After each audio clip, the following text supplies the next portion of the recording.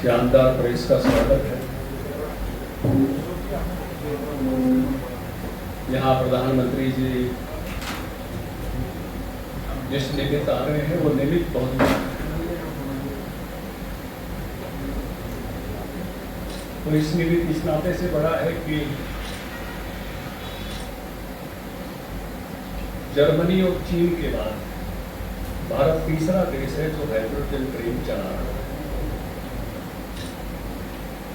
वो निमित्त इस नाते से बड़ा है कि चीन और जर्मनी की जो हाइड्रोजन ट्रेन हैं वो 600 हॉर्स पावर की है। हमारी हाइड्रोजन ट्रेन उनसे दुगनी 1200 हॉर्स पावर की है।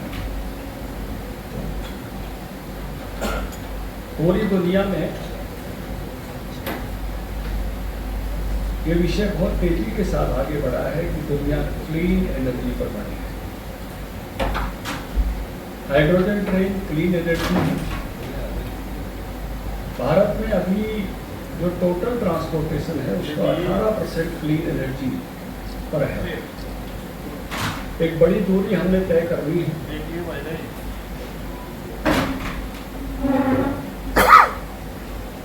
और उसकी ये पहला कदम है, फर्स्ट स्टेप है जींद से सोनीपत के ट्रेन। हमारी रिन्यूएबल एनर्जी जो बनाने की ताकत है वो अभी 51% की है। इसमें घरेलू एनर्जी, औद्योगिक एनर्जी, ट्रांसपोर्ट एनर्जी सारी शामिल है। और इसलिए फॉसिल फ्यूल्स पर अभी डिपेंडेंसी बहुत है। और उसका 22 लाख करोड़ का देश का सालाना बजट है। हरियाणा का बजट 2 लाख करोड़ के प्लस का है। तो आप लगाइए कितनी बड़ी मात्रा हमको फॉसिल फ्यूल्स का दुनिया को देनी पड़ती है। उसके जो भी विकल्प हैं, चाहे इलेक्ट्रिसिटी है, चाहे ईवी है, बायोफ्यूल्स हैं और अब हाइड्रोजन, सारे के सारे विकल्पों पर भारत जा रहा है। भारत का वैशिष्ट्य अब ये है कि भारत दुनिया में केवल अनुकरण करने वाला देश नहीं है, पहल करने वाले देशों में है। केवल दूसरों की प्रतीक्षा हम नहीं करते। अभी बहुत ही आनंद की बात है कि प्रधानमंत्री जी के इस दौरे में हमारा जो भीम है, यूपीआई पेमेंट सिस्टम है, तो इंडोनेशिया और न्यूजीलैंड ने भी स्वीकार किया है। उससे पहले भी दुनिया के 14 से अधिक देश इसको स्वीकार कर चुके हैं। ये बहुत बड़ी बात है। इसको आप इस तरह से समझो कि दुनिया में व्यापार डॉलर में होता है। दुनिया में पैसा भी इधर उधर ले जाने के लिए डॉलर में चेंज करना पड़ता है। भारत उन देशों में है जिनके बहुत पुत्र पुत्रियां विदेशों में हैं, अपने घरों में पैसा भेजते हैं, भारत उस पर टोकते हैं। अगर वो वहाँ चेंज कराएं और यहाँ चेंज कराएं तो बहुत पैसा उसमें से खर्च हो जाता है। इसलिए सीधा उनको यूपीआई के माध्यम से अपना पैसा भेजने में बहुत बड़ी सुविधा मिली। केवल इतनी सुविधा की बात नहीं है, दुनिया में जो डॉलर की हेगोमनी पावर है कि डॉलर के रेट अमेरिकन सामर्थ्य से तय होते हैं, केवल चीज़ों के मोल से तय होते हैं, इतना नहीं। इसलिए डॉलर की ताकत के कारण से अमेरिका की दुनिया में एक ताकत है। उसी ताकत से थोड़ा अपने को मैं कहूँगा यूरोप ने अलग किया और अपना यूरो बनाया। ऐसी भी बातें चलती हैं कि दुनिया के जो अलग संस्थान हैं वो भी किस प्रकार से अपनी करेंसीज में व्यापार करें जिससे उस लेन देन से हम जो है बच सकें। तो इसलिए यूपीआई की ताकत बढ़ना मतलब आनंद की बात है कि भारत अब उन देशों में है। मैं देख रहा हूँ कि आप सब डिजिटली कवर कर रहे हैं। आप में से बहुत सारे डिजिटली लाइव कर रहे होंगे। दुनिया में डाटा इस्तेमाल करने में हम सबसे प्रमुख देश हैं। हमारे बराबर डाटा इस्तेमाल करने वाले देश नहीं है। मोबाइल फोन की उस प्रकार से मार्केट के नाम पर हम दूसरे देश हैं, बनाने के नाम पर भी हम दुनिया में दूसरे देश हैं जिसका आप इस्तेमाल कर रहे हो, उससे पड़ता है। यानी बहुत सारी चीज़ों में हमारी पहल जिस प्रकार से बढ़ती जा रही है, उस प्रकार की पहले एक जो विजन लेकर भारत चला है 2047 में विकसित भारत है, उसके बहुत सारी चीज़ों में से एक चीज़ हाइड्रोजन ट्रेन होगी। क्योंकि हमारे पास बहुत चीज़ें बेहतर हैं। हमारी इकोनॉमी की ग्रोथ रेट दुनिया में सबसे टॉप में है। हमसे ऊपर जो देश है उनकी ग्रोथ रेट 2% से नीचे है। और हम 7% के आसपास मेंटेन करते हैं। इसलिए ये जो बदलता हुआ भारत, हम अपनी ही, मराठी में एक शब्द है याची देही याची डोला, इन्हीं आंखों से, इसी शरीर से इस बदलते हुए भारत को, विकसित होते हुए भारत को देख रहे हैं। कितनी ही चीज़ें हमारे जीवन काल में बदल कर आगे बढ़ी। और अब एक टारगेट है, जब मैं युवा था तो उस समय लड़ाई ये चल रही थी कि देश में से इमरजेंसी खत्म हो, जनता पार्टी का राज है। इस लड़ाई में से हम कॉलेज में थे, और आज देश के सामने वो लक्ष्य नहीं है किसी एक शासन का, ऐसे जो लोकतंत्र में एक काला अध्याय लेकर आए, जो संविधान के साथ जिस प्रकार की 42 में संशोधन से लगभग देश का पूरा संविधान जो बदल दिया गया था, और जिस प्रकार का आपातकाल थोप दिया गया था, उससे देश कैसे निजात पाए, वो लक्ष्य मेरे ज़माने की युवा पीढ़ी के सामने था। लेकिन आज की युवा पीढ़ी के सामने जो लक्ष्य है वो विकसित भारत का है, एक सुस्पष्ट लक्ष्य है, और जिसके लिए हर पहलू पर, चाहे गगनयान का विषय हो, चाहे चंद्रयान उतरने का विषय हो, चाहे सेमीकंडक्टर चिप बनाने का विषय हो, हर पहलू में एक तरह से आगे बढ़ रहे हैं। प्रधानमंत्री जी जहाँ तक मुझे समझ है तीसरी बार जीत आएंगे। पहले वो कभी जब यहाँ प्रभारी थे तो 99 में एक जिला बैठक में आए थे, उस समय मैं प्रदेश का महामंत्री होता था। फिर वो 2014 के चुनाव में जो है विधानसभा चुनाव में जीत आए थे। अब वो आ रहे हैं, तो यहाँ ये चिन्ह कितना बदला है मैं एक स्मरण करना चाहूँगा। जब प्रमोद महाजन जी को हम लेके आए थे तो उन्होंने कहा था, जब रोहतक से मेरी गाड़ी आगे बढ़ी तो वहाँ लिखा हुआ था रोड इज बेबी। तो वो समुद्र किनारे के रहने वाले थे, उन्होंने हैरानी से सोचा कि रोड इज बेबी, बेब तो समुद्र में आ गए हैं। उन्होंने यहाँ भाषण में कहा था कि मेरी गाड़ी जब नाव की तरह ऊपर नीचे हुई तो तब मुझे समझ में आया what is the meaning of road is baby. लेकिन अब लोग ग्रीन एक्सप्रेस वे से आ रहे हैं, NE5 से आ रहे हैं, रोहतक संगरूर वाला रास्ता भी आप पानी का गिलास में रखोगे तो शायद गाड़ी में ना लुढ़ के उस लेवल का बना है।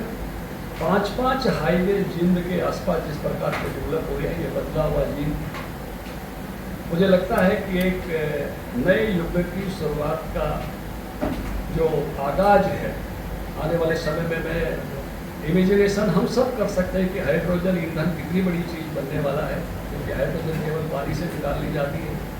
अच्छी टेक्नोलॉजी के माध्यम से बहुत सस्ते में अगर निकालने में हम सफल हुए तो जो फॉसिल फ्यूल के कारण से इतना बड़ा बजट हम दुनिया में खर्च करते हैं, उस बदलते हुए ईंधन के इस्तेमाल के रूप में ये प्रयोग में आएगा। हमारे इन 2014 से इस समय के वर्षों में जो चीज़ें बदली हैं, मेरे परिचय में विशेष तौर से कहा गया किसान मोर्चा और कृषि मंत्री, मुझे याद है ये प्रधानमंत्री जी के अंदर रेवाड़ी में रैली की थी, तो मेरा भाषण को बहुत लोगों ने बार बार काट के दिखाया है, एक फोटो भी बहुत दिखाई है। उस भाषण में मैंने कहा था कि ओड़े पड़ेंगे तो सरकार के खजाने में पड़ेंगे, और अब हर साल लगभग 1100 करोड़ रुपया कंपनसेशन ये सरकार बनने के बाद हमने दिया है।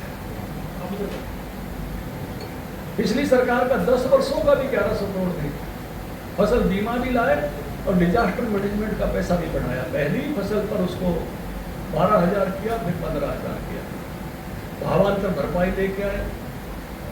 स्वामीनाथन A2+FL दिया तो उसकी खरीद भी शुरू की। मेरे ही समय में हमने 14 फसलें खरीद शुरू की, IFG के आने के बाद अब 24 शुरू की है। एग्रीकल्चर सेक्टर में किसान सम्मान निधि और भावांतर भरपाई जिसका जिक्र कर रहे थे, अब मेरे यहाँ कोई किसान अपना आलू सड़क पे फेंक कर नहीं जाता, टमाटर सड़क पर नहीं फेंकता, उसकी गारंटी हम देते हैं कि इस भाव में हम खरीदेंगे, उसकी पूर्ति करते हैं। एक बड़ा बदल इन वर्षों में एक क्षेत्र में नहीं, सब क्षेत्रों में हमने देखा। आपको याद होगा पंचायत मंत्री के नाते में पढ़ी लिखी पंचायत हमने बनाई थी, तो उसमें एक शर्त रखी थी कि जिनके घर में शौचालय होगा वो चुनाव लड़ पाएगा। 72,000 सरपंच बनते हैं, 2.25 लाख शौचालय बने। प्रधानमंत्री जी आह्वान किया कि हर घर में शौचालय, हर घर में जल से नल, हर घर में रसोई गैस। एक बदलाव भारत इस समय में हमने देखा है, और उसी बदलते हुए भारत का एक आइकॉनिक चीज़ हमारे इस हरियाणा के दिल जिंद से शुरू हो रही है। तो हम सब के लिए ये उनका आना एक आनंद का पर्व है और एक नई शुरुआत है। हम जो इतिहास को अपने सामने होते हुए देखते हैं, घटित होते हुए देखते हैं, आने वाले 1-2 डिकेड के बाद शायद हम गर्व से कह सकेंगे कि आज इतने % हाइड्रोजन ईंधन इस्तेमाल हो रहा है, तो उसका पहला प्लांट जींद में था, उसकी पहली ट्रेन जींद से सोनीपत की चली थी। उस हम साक्षी बनेंगे उस घटित होने वाली घटना का, जो बात में इतिहास में शायद बड़े रूप में उल्लेखित होगी। अभी भी जब हम पढ़ते हैं ना, पहली रेल मुंबई से ठाणे तक चली थी, पढ़ते हैं ना, हम सब ने पढ़ा अपनी किताबों में, किरियों को याद होगा। तो ऐसी पहली हाइड्रोजन ट्रेन जींद से सोनीपत की चली थी। इतिहास की निर्मिति आपकी आंखों के सामने होगी। तो मैं यही कि प्रधानमंत्री जी का ये कार्यक्रम बहुत शानदार होने वाला है। आपके माध्यम से जिन जिन लोगों को यहाँ का न्योता मिला है, सारे हरियाणा को हम यहाँ नहीं बुला पा रहे हैं, सबको अपने अपने जिलों में रोका गया है।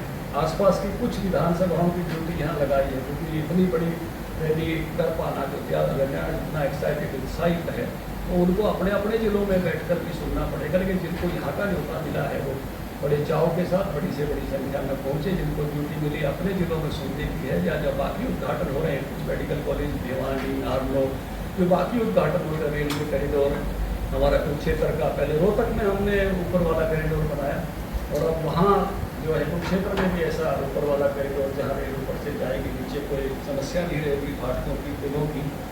और सबसे बड़ी बात है कि सिख म्यूजियम हमारे यहाँ कुरुक्षेत्र में, उसका भी इसके साथ ही शिलान्यास होगा। तो अच्छी बहुत सारी शानदार चीज़ें इसमें ऐड हो रही हैं, और उन सब के लिए हरियाणा के सभी नागरिकों को शुभेच्छा है। आप बहुत अच्छा कवर कर रहे हो, आपका भी अभिनंदन है। मुझे इतना ही कहना है।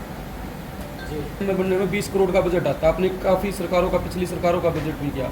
ये व्यवहारिक तौर पर देखें आर्थिक रूप से क्या सही है? जब भी कोई नई पहल होती है उस पर खर्चे अधिक होते ही होते हैं। जब भी दुनिया में पहले सब चीज़ें बनी, वो उस समय की चलती हुई सभी चीज़ों से बनी। ये अभी हमारी बिजली की रेल से महंगी है निश्चित रूप से, लेकिन अगर ये फॉसिल फ्यूल का विकल्प बनती है, डीजल का अगर विकल्प बनती है, तो ये अपने आप में बहुत बड़ी बात होगी। जब भी नए प्रयोग किए जाते हैं तो उन पर वास्तव में ही जो है ज़्यादा रिसोर्सेज खर्च होते हैं, वो नेचुरल स्वाभाविक है। और यही भारत की हिम्मत और सामर्थ्य है। अब वो इस तरह से नहीं देखता, वो देखता है कि हम कैसे अपने देश को आगे बढ़ाएं। ये नया दृष्टिकोण है भारत का, ये नया भारत है। क्या अपनी स्थिति को संभाल नहीं पा रहा है, तो 2047 का विकसित भारत कैसे संभव हो पाएगा जब तक इस पर कुठाराघात नहीं होगा? देखिए, एक तो मैंने बहुत अच्छी शुरुआत की। किसी दूसरे की करेंसी के माध्यम से जब तक हम खड़े हैं, तो उसके नाप हमको नापते रहेंगे। इसलिए मैंने यहाँ से शुरुआत की कि यूपीआई अंतर्राष्ट्रीय हो रहा है। अपने नाप अपने तरीके से हमको करने पड़ेंगे। दूसरी बात मैं ये कह रहा हूँ कि इस समय का जो हमको कुछ चैलेंजेस आए, वो उन्हीं के द्वारा, जिनका पास डॉलर है, उन्होंने जो हालात जो उत्पन्न किए मिडल ईस्ट में, ईरान युद्ध के कारण, यूएस ईरान युद्ध के कारण, हमारे जो जिस प्रकार की स्थिति हमारे बायोफ्यूल्स पर, हमारी गैस पर, जो कि 10% केवल तेल हमारे पास है, 90% हम बाहर से लाते हैं। हमारे पास 40% जो है गैस है, जो हम घरों में इस्तेमाल करते हैं, 60% हम बाहर से लाते हैं। हमारे अभी भी प्रधानमंत्री जी ऑस्ट्रेलिया में भी कैसे हमको खाद आसानी से मिले, बहुत सारी खाद की निर्भरता हमारी बाहर पर है। जब आपका बिल इन सब चीज़ों का, बाहर की चीज़ें बदलने से बढ़ता है, $200 अरब का व्यापार का घाटा हमारा